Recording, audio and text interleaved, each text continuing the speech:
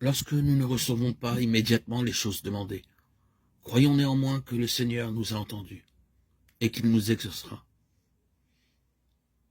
Nous sommes tellement sujets à l'erreur, notre vue est tellement bornée, qu'il nous arrive parfois de demander des choses qui ne nous seraient pas bonnes. Dans son amour, notre Père céleste exauce nos prières en nous accordant ce qui est pour notre bien, ce que nous demanderions nous-mêmes si nous pouvions juger justement des choses spirituelles. Si nos prières ne paraissent pas être entendues, cramponnons-nous à la promesse, car le temps de l'exaucement viendra certainement. Et nous recevrons alors la bénédiction dont nous avons le plus pressant besoin. Mais prétendre que les prières seront toujours exaucées de la manière dont nous l'entendons, c'est de la présomption. Dieu est trop sage pour se tromper et trop bon pour nous refuser ce qui est le meilleur pour nous. Ne craignez donc pas de mettre en lui votre confiance, même quand vous ne voyez pas l'exaucement immédiat de vos prières. Reposez-vous sur cette promesse qui est ferme. Demandez et vous recevrez.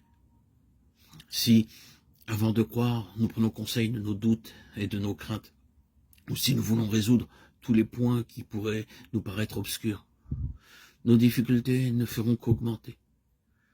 Mais si nous venons à Dieu dans le sentiment de notre impuissance et de notre dépendance, si, avec une foi humble et confiante, nous exposons nos besoins à celui dont la sagesse est infinie, à celui qui voit tout, il entendra nos cris et il fera briller sa lumière dans nos cœurs. Par la prière sincère, nous sommes mis en rapport avec la sagesse infinie. Nous pouvons ne pas avoir, au moment où nous prions, de preuves spéciales que le Seigneur se penche sur nous avec compassion et amour. C'est néanmoins le cas. Nous pouvons ne pas sentir son attouchement, mais sa main est sur nous, et cette main nous assure de son amour et de ses tendres compassions. Quand on s'approche du Seigneur pour lui demander grâce et assistance, il faut le faire dans des sentiments d'amour et le cœur disposé au pardon.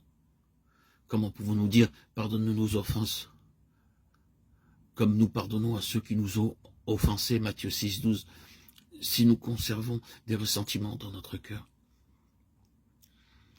Si nous voulons que nos prières soient exaucées, nous devons pardonner aux autres de la même manière et aussi pleinement que nous attendons à ce que Dieu nous pardonne.